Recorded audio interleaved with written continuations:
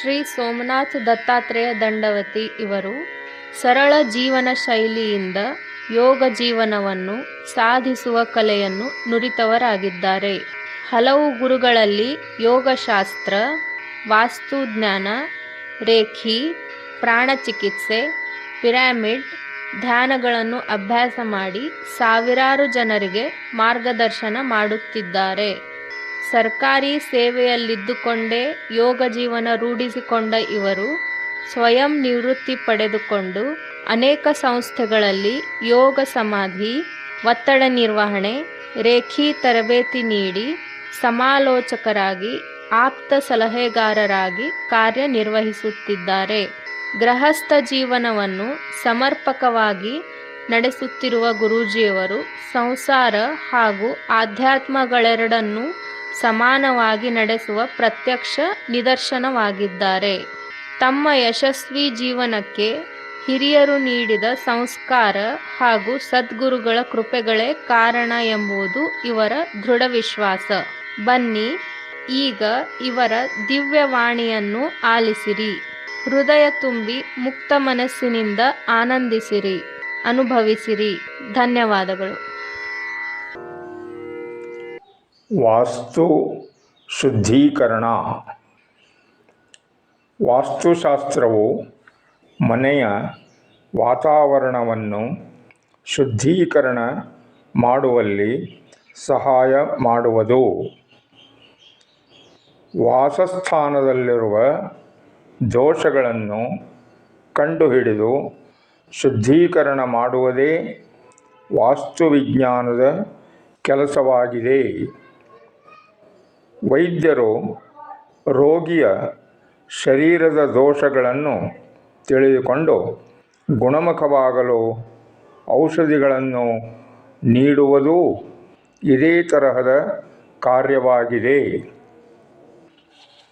ಮನೆಯ ಒಳಗೆ ಮತ್ತು ಹೊರಗೆ ಧನಾತ್ಮಕ ಶಕ್ತಿ ಸಂಚರಿಸುವಂತೆ ಮಾಡುವುದೇ ವಾಸ್ತು ಸಂಸ್ಕಾರ ಎನಿಸಿಕೊಳ್ಳುವುದು.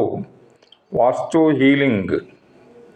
ಮನಸ್ಸಿನ ಸುತ್ತಲೂ ಧನಾತ್ಮಕ ಶಕ್ತಿ ಸ್ಫುರಣ ಮಾಡುವುದೇ ಯೋಗ ಸಂಸ್ಕಾರ. ನಿಜವಾದ ವೈದ್ಯರು ಅತೀ ಅವಶ್ಯವಿದ್ದರೆ ಮಾತ್ರ ಶಸ್ತ್ರಚಿಕಿತ್ಸೆಗೆ ಶಿಫಾರಸು ಮಾಡುವರು. ವಾಸ್ತುತಜ್ಞರೂ ಸಹ ತೀರಾ ಅವಶ್ಯವಿದ್ದರೆ ವಾಸಸ್ಥಾನದಲ್ಲಿ ಯಾವುದೋ ಸ್ಥಾನಪಲ್ಲಟ ಅಥವಾ ಗೋಡೆ, ಕಿಟಕಿ ಬದಲಾವಣೆಗೆ ಸೂಚಿಸಬಹುದು. ಶಕ್ತಿ ಸಂಚಾರಕ್ಕೆ ಪೂರಕವಾಗಿ ವಾಸಸ್ಥಾನದಲ್ಲಿ ವಸ್ತುಗಳನ್ನು ಕ್ರಮವಾಗಿ ಇರಿಸುವ ಪದ್ಧತಿಯೇ ವಾಸ್ತು. ಸುಖವಾಗಿ ವಾಸವಾಗಿರಲು ಪ್ರಕೃತಿ ಸಹಜವಾದ ಶಕ್ತಿ ಕೇಂದ್ರಗಳನ್ನು ಗುರುತಿಸಿ ಅಳವಡಿಸುವುದೇ ವಾಸ್ತು. ದಿಕ್ಕುಗಳಲ್ಲಿ ಒಳ್ಳೆಯವು ಅಥವಾ ಕೆಟ್ಟವು ಎಂಬ ಮಾತಿಲ್ಲ. ಎಲ್ಲ ದಿಕ್ಕುಗಳಲ್ಲಿಯೂ ಪರಮಾತ್ಮನೇ ಇರುವುದರಿಂದ ಸರಿಯಾಗಿಯೇ ಇರುತ್ತವೆ. ವಾಸ ಮಾಡುವವರ ಮನಸ್ಥಿತಿಯಿಂದ ಸುಖ ಮತ್ತು ದುಃಖಗಳ ಭಿನ್ನ ಅನುಭವಗಳು ಉಂಟಾಗುತ್ತವೆ. ವ್ಯಕ್ತಿಯ ಮನಸ್ಸು ಪರಿಶುದ್ಧವಾಗಿದ್ದರೆ ಎಲ್ಲ ಸ್ಥಾನಗಳು ಮತ್ತು ದಿಕ್ಕುಗಳು ಯೋಗ್ಯವಾಗಿಯೇ ಇರುತ್ತವೆ. ವ್ಯಕ್ತಿಗಳು ಮನೆಯ ಒಳಗಡೆ ಇರುವ ಸಮಯದಲ್ಲಿ ಸ್ವಲ್ಪ ಸಮಯವಾದರೂ ವೈಯಕ್ತಿಕ ಹಾಗೂ ಸಾಮೂಹಿಕ ಸಾಧನೆ ಮಾಡಿದಾಗ ವಾಸ್ತು ದೋಷಗಳು ಮಾಯವಾಗುತ್ತವೆ. ಸ್ವಂತ ಸಾಧನೆಯೇ ಶ್ರೇಷ್ಠ ವಾಸ್ತು ನಿವಾರಣಾ ಉಪಾಯವಾಗಿದೆ. ದೇಹದಾದ್ಯಂತ ಪ್ರಾಣಶಕ್ತಿ ಸಂಚರಿಸುವುದರಿಂದ, ಪ್ರಾಣಾಯಾಮ ಮಾಡುವುದರಿಂದ ರೋಗಮುಕ್ತವಾಗುವ ಹಾಗೆ ಮನೆಯಲ್ಲಿ ದಿವ್ಯಶಕ್ತಿಯನ್ನು ತುಂಬುವುದು ನಿತ್ಯ ವಾಸ್ತು ಸಾಧನೆ ಆಗಿದೆ. ವಾಸ್ತು ಹೀಲಿಂಗ್ ಋಣಾತ್ಮಕ ಶಕ್ತಿಯನ್ನು ನೇರವಾಗಿ ಒದಗಿಸುವ ವಿದ್ಯುತ್ ಹಾಗೂ ಎಲೆಕ್ಟ್ರಾನಿಕ್ ವಸ್ತು, ಟಿವಿ, ಮೊಬೈಲ್, ಗಣಕಯಂತ್ರ ಹಾಗೂ ವಿದ್ಯುತ್ ಉಪಕರಣಗಳನ್ನು ಮಿತವಾಗಿ ಬಳಸಿದಾಗ ಸುರಕ್ಷತೆ ಸಾಧ್ಯ.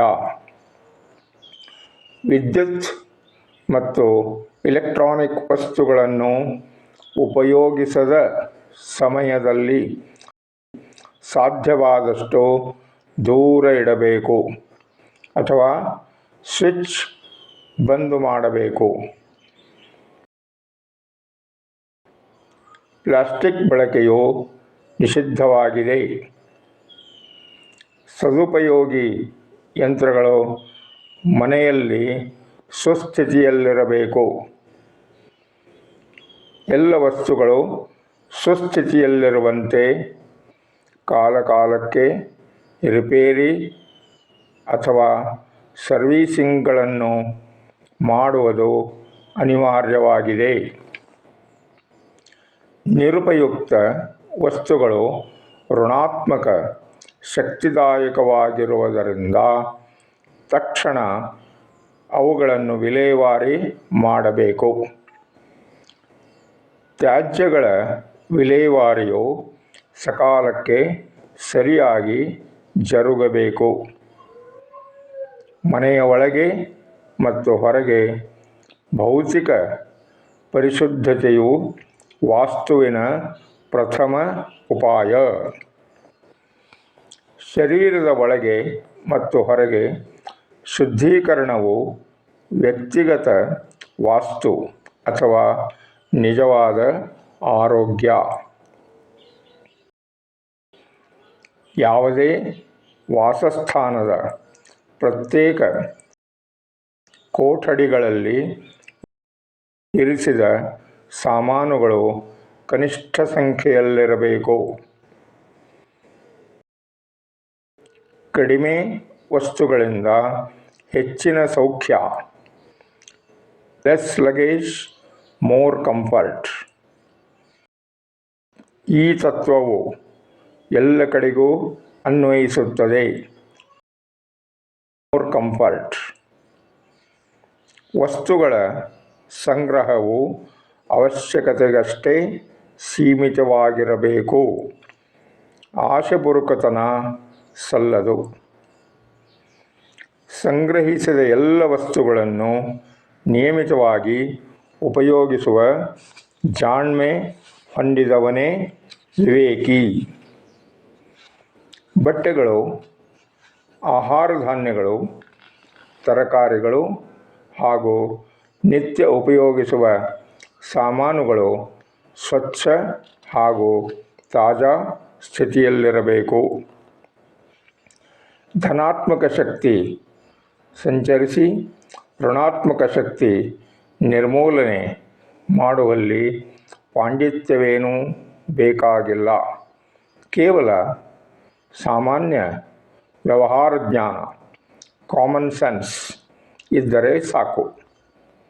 ಉದಾಹರಣೆಗೆ, ಬಚ್ಚಲು ಮನೆ ಅಥವಾ ಕಕ್ಕಸುಗಳ ಬಾಗಿಲನ್ನು ಸದಾ ಮುಚ್ಚಿಡುವುದು, ಮಲಗುವ ಕೋಣೆಯಲ್ಲಿ ಶಾಂತ ವಾತಾವರಣ, ಅಡಿಗೆ ಮನೆಯಲ್ಲಿ ನೀರಿನ ಸೌಕರ್ಯ ಇತ್ಯಾದಿ ಇತ್ಯಾದಿ. ನಮ್ಮ ದೇಶದ ಪೂರ್ವ ಪ್ರಧಾನ ಮಂತ್ರಿಯಾದ ಶ್ರೀ ಅಟಲ್ ಬಿಹಾರಿ ವಾಜಪೇಯಿ ರಚಿತ ಈ ಕವನವು ವಾಸ್ತು ಹೇಗಿರಬೇಕು ಎಂದು ಹೇಳುತ್ತದೆ. ಹೇಗಿರಬೇಕು ಮನೆಯ ವಾಸ್ತು? ಮನೆ ಬೇಕಾದರೆ ಹೇಗಾದರೂ ಇರಲಿ, ಆದರೆ ಅದರ ಒಂದು ಮೂಲೆಯಲ್ಲಿ ಮನಬಿಚ್ಚಿ ನಗಲು ಒಂದಷ್ಟು ಜಾಗವಿರಲಿ. ಸೂರ್ಯನು ಎಷ್ಟಾದರೂ ದೂರವಿರಲಿ, ಅವನಿಗೆ ಮನೆಗೆ ಬರಲು ದಾರಿ ಇರಲಿ.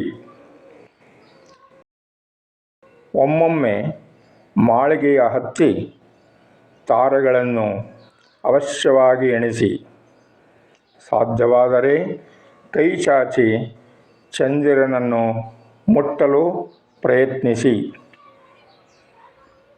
ಮಂದಿ ಬಳಗವನ್ನು ಆಗಾಗ ಭೇಟಿಯಾಗುವಿರಾದರೆ ಮನೆಯ ಅಕ್ಕಪಕ್ಕ ನೆರೆಹೊರೆ ಖಂಡಿತ ಇರಲಿ. ಮಳೆಯಲ್ಲೂ ನೆನೆಯಲು ಬಿಡಿ, ಜಿಗಿದು ಕುಣಿದಾಡಲು ಬಿಡಿ. ಸಾಧ್ಯವಾದರೆ ಮಕ್ಕಳಿಗೆ ಒಂದು ಕಾಗದದ ದೋಣಿ ತೇಲಿಬಿಡಲು ಬಿಡಿ.